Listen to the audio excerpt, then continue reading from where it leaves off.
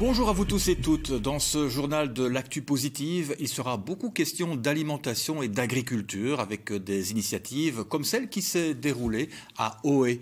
En effet, des agriculteurs et des associations ont voulu montrer les pratiques agricoles qui respectent l'environnement. Et pour ce faire, le public était invité à voyager de stand en stand, des stands installés dans un labyrinthe floral. Côté complexité, ce labyrinthe créé par des agriculteurs n'a rien à voir avec celui de Durbuy. Le but ici n'est pas que ludique, il est surtout informatif. Les visiteurs qui circulent entre ces murs végétaux apprennent les pratiques agricoles bénéfiques pour l'environnement, comme par exemple les pièges à nitrates. On a voulu mettre en place un labyrinthe pour essayer d'expliquer aux citoyens le bien fondé d'implanter des cultures pièges nitrates. Donc ce sont des couverts végétaux qui ont la mission de capter l'azote du sol après récolte des moissons. Parce que si on laisse les sols nus, les nitrates percolent dans le sol, polluent les nappes phréatiques. Tout le long du labyrinthe, des stands d'information accueillent les visiteurs. Celui de Natagriwal a attiré notre attention. Il s'agit d'une association qui aide les agriculteurs à respecter l'environnement et la biodiversité. Pour Natagriwal, ce champ de plantes de 10 essences qui n'est pas fauché est un bon exemple de ce qu'il faut mettre en place. Vraiment, les agriculteurs, des fois, sont encouragés à laisser les plantes pousser pour développer la biodiversité.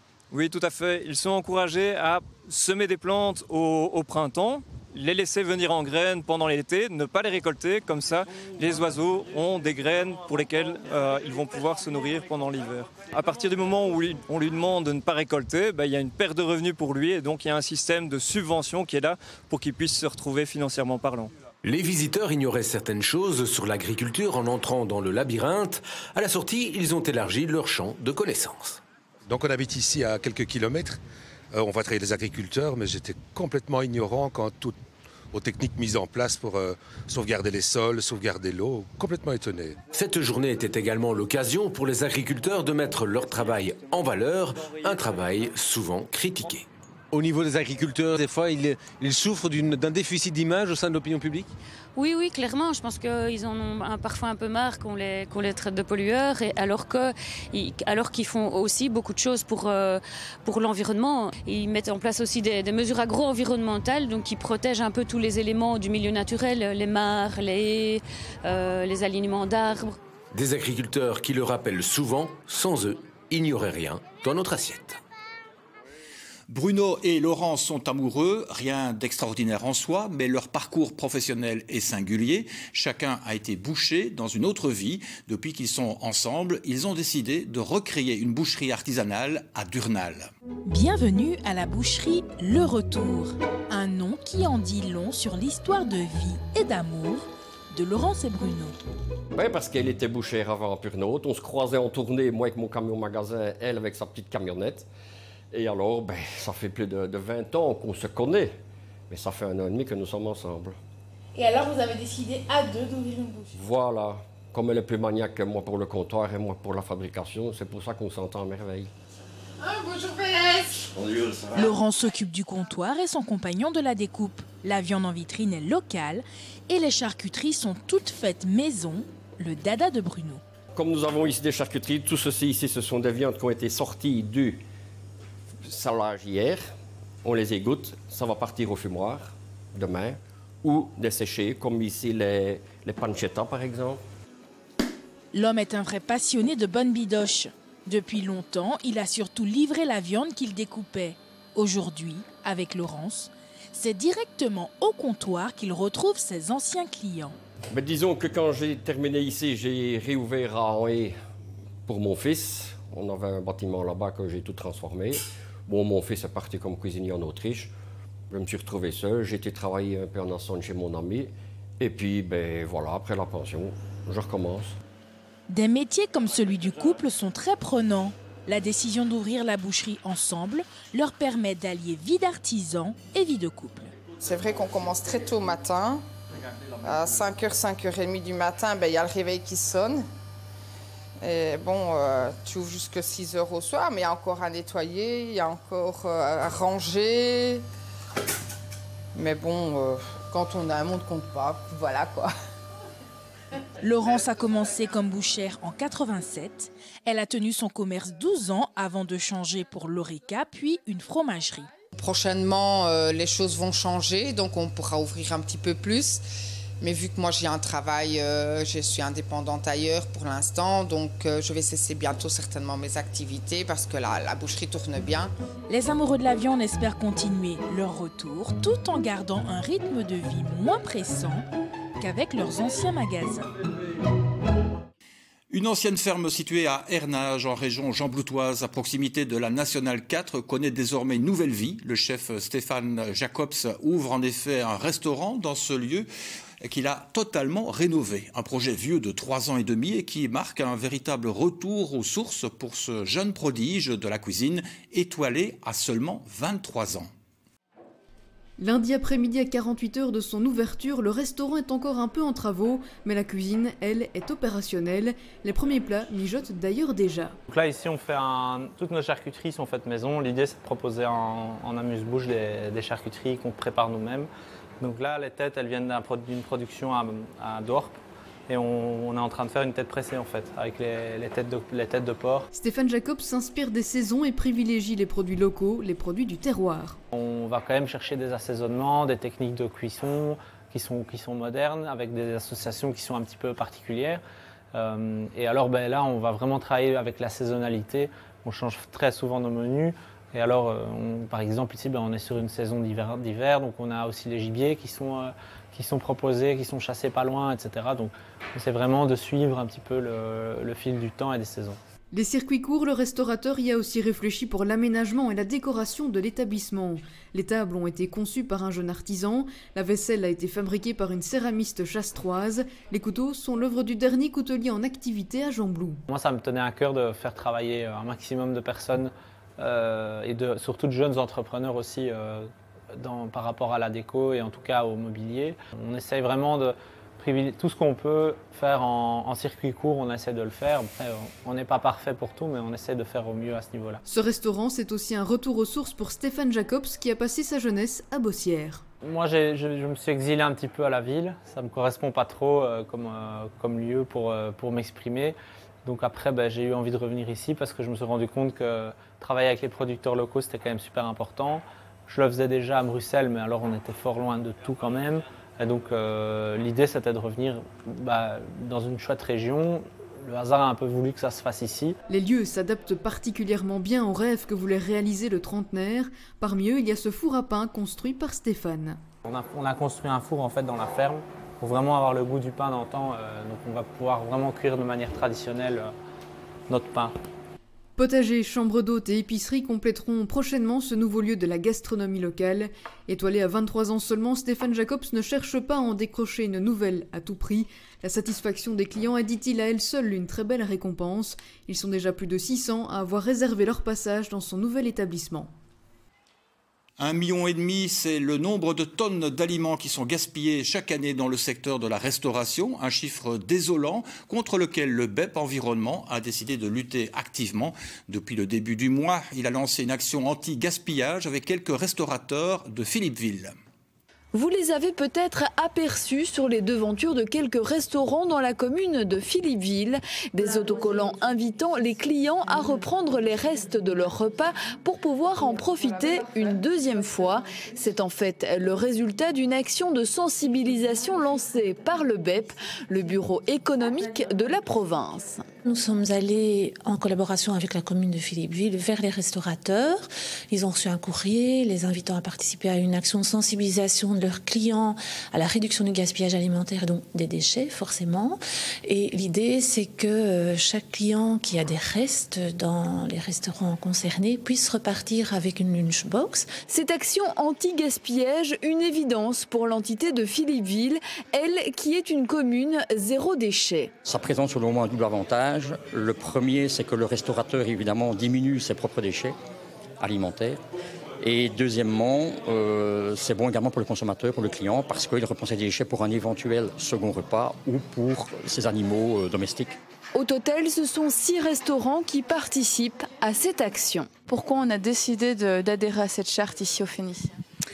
Parce qu'on travaille de tout cœur et tout ce qu'on fait, on dédie du temps pour faire les choses correctement. Et parce que c'est vraiment dommage de jeter autant de bons plats. Alors on a toujours proposé depuis le début, on a toujours des petites boîtes pour pouvoir emporter. Et quand on le propose aux gens, il y a une grande majorité qui sont étonnés. Ah, on peut ? Ici, la lunchbox du BEP a donc été accueillie les bras ouverts. C'est une opportunité de plus pour sensibiliser les gens au gaspillage. Est-ce que les gens, la prochaine fois, peuvent revenir avec pour pouvoir emporter leur reste? Bien sûr, oui. Oui, je vais les encourager à venir même avec d'autres Tupperware à condition qu'ils soient bien propres, bien sûr. Vous n'avez pas de soucis là avec l'AFSCA? C'est la question que j'ai posée et on m'a répondu. C'est pas encore clair, donc on essaie, mais il faut prendre des risques à chaque fois. Des ajustements doivent donc être faits et ça tombe bien puisque l'action n'en est qu'à sa phase de test. Il y aura une seconde phase. Pour l'instant, les restaurateurs sont en train de tester l'opération. Et en novembre, nos équipes vont repasser auprès des restaurateurs pour avoir leur avis, leur retour, leurs suggestions. À terme, l'objectif sera de reconduire l'action avec d'autres communes pour continuer la sensibilisation. En attendant, évitons de commander des plats que nous ne mangerons pas ou de pousser les clients à la consommation. Pensons éco-responsable.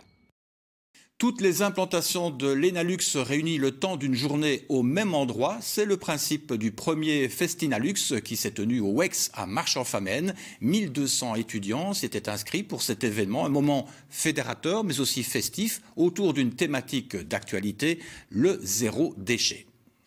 Ils viennent de Liège, Namur, Marche, Bastogne, Virton et Arlon. 1200 étudiants ont répondu présents pour ce premier Festinalux.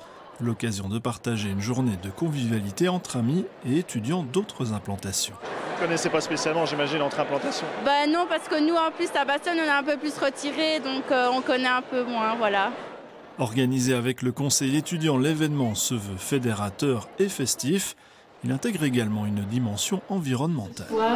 D'arrêter à tout jamais de jeter de la nourriture à la maison.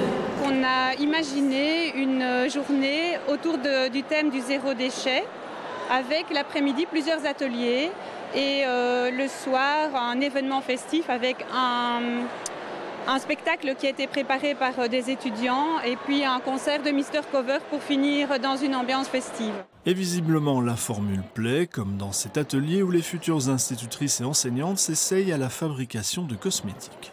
On est en train de faire une crème pour les mains avec des produits naturels. Ça vous parle, ça, justement, ce genre d'atelier? Oui, c'est bien, c'est intéressant pour l'écologie et pour plus tard aussi pour les enfants en maternelle. Donc au niveau environnemental, utiliser les huiles essentielles comme un parfum, comme on le fait à l'heure actuelle, c'est vraiment quelque chose d'incohérent. Et donc il y a actuellement des plantes, des espèces végétales en voie de disparition à Madagascar, en Amérique du Sud, à cause de l'exploitation des huiles essentielles. Moi je gagne beaucoup de temps quand je fais ça parce que effectivement mon espoir c'est que derrière eux le répercutent à leurs élèves, étudiants aussi, et du coup multiplier cette information et la disséminer le plus efficacement possible. Qui de mieux que des enseignants pour le faire?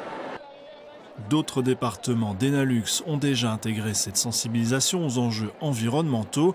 C'est le cas notamment à Pierrard, à Virton. Donc je suis enseignante au département ingénieur de Virton, où j'ai la chance, de par ma formation, de pouvoir apporter la touche verte dans une formation plus technique. Et moi, il me tient à cœur de montrer que justement, un ingénieur qu'on peut peut-être caricaturer a tous des impacts de par les choix techniques qu'il va poser. Il aura des impacts sur l'environnement et donc je voudrais qu'ils en prennent conscience. Une prise de conscience abordée de manière festive à l'occasion de ce premier Festinalux. Et pour que la fête soit belle jusqu'au bout, la Haute École avait prévu des bus pour ramener les étudiants en toute sécurité. La spiruline est-elle un aliment du futur? Riche en protéines, elle pourrait être une alternative aux protéines animales. La spiruline, c'est une micro-algue et elle est de plus en plus utilisée chez nous. Au menu, jus de pomme, kiwi citron, yaourt avec granola et tartelette. Leur point commun, la couleur verte, indicateur de la présence de spiruline, une micro-algue. C'est une cyanobactérie, donc c'est vraiment un tout petit micro-organisme. Et donc on retrouve en fait dans des milieux aqueux, mais pas dans la mer. La spiruline est consommée depuis très longtemps, en Afrique notamment. Connue des sportifs chez nous, elle tend à prendre une place de plus en plus grande dans notre alimentation, et cela grâce à ses nombreuses propriétés. Elle constitue notamment une alternative aux protéines animales et pourrait être l'une des solutions pour relever les défis alimentaires qui nous attendent. L'intérêt de la spiruline, c'est qu'elle est très riche en protéines, donc c'est très intéressant pour avoir des sources alternatives de protéines, pour par exemple les végétariens ou les véganes. C'est très riche en certains types de minéraux, comme le fer par exemple, et ils sont fort biodisponibles. C'est-à-dire que comme la spiruline est justement un petit micro-organisme, en fait, il peut relarguer très facilement ce fer ou ces minéraux, mais aussi en antioxydants, donc comme la phycocyanine, les bêta-carotènes et la chlorophylle, mais encore aussi en vitamines. Donc par exemple la vitamine B12, qui est une vitamine qui est très intéressante puisqu'on la retrouve normalement que dans les produits viandeux. La dose journalière recommandée de spiruline est de 1 à 3 grammes.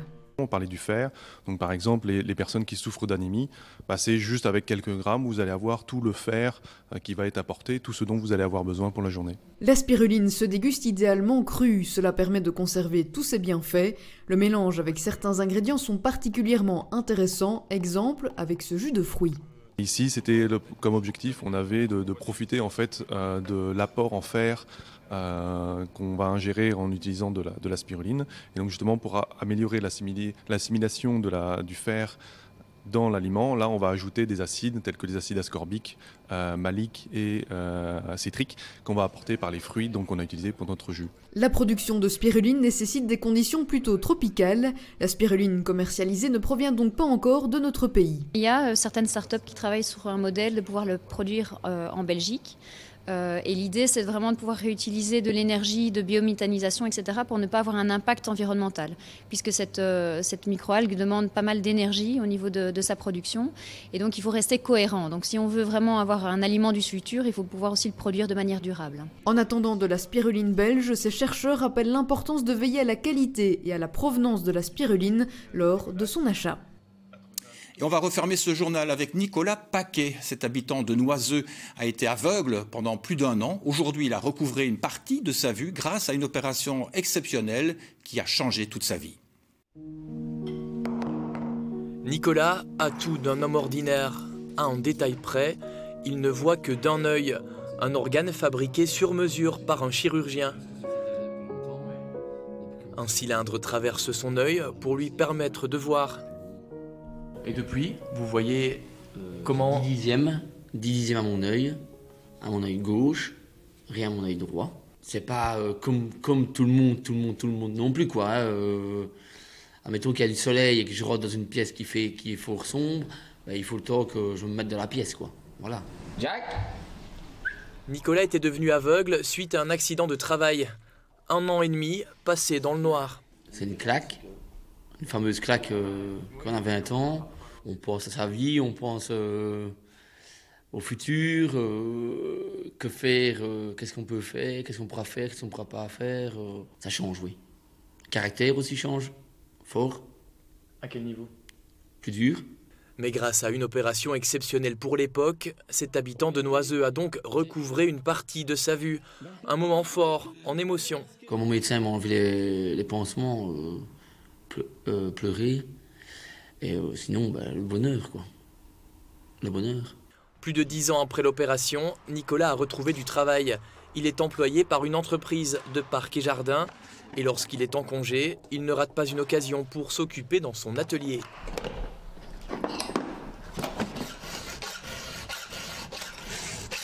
Ce que je sais faire, par exemple, c'est rimer la tronçonneuse, parce que je suis habitué de la faire, par exemple. Mais par exemple, dans mon boulot... suivre une ficelle, mettre aux bordures toute la journée, ça je n'y arrive pas par exemple. Le patron m'a donné la chance pour avoir un travail, pour avoir une vie active quand même, socialement, voir des gens, communiquer avec des gens. Malgré que bon, c'est toujours un peu délicat quand on arrive sur un chantier et que les gens me voient, les gens sont un peu freinés, quoi, voilà. Le regard des autres, Nicolas le vit toujours très mal à l'heure actuelle. Bon, c'est normal, je comprends... Quand il y a quelqu'un qui est en charrette ou qui lui manque un bras ou une jambe, tout le monde le regarde. Moi, mon œil est comme ça, je ne sais rien y faire et je ne sais pas le changer. Vous le sentez vraiment fort, ce regard? Oui, ça, oui. Ah oui, vous pouvez venir avec moi dans un magasin, vous allez comprendre. Hein. Moi, j'y pense plus. Mais, je veux dire, oui, la vie a repris un cours à peu près normal. Quoi. À 38 ans, Nicolas est aujourd'hui marié et l'heureux papa de 3 enfants, preuve que la vie a bel et bien repris son cours. Une belle histoire, tout de même. On se quitte ici, merci de nous avoir suivis. On se dit à la semaine prochaine, même jour, même heure et même chaîne. Au revoir.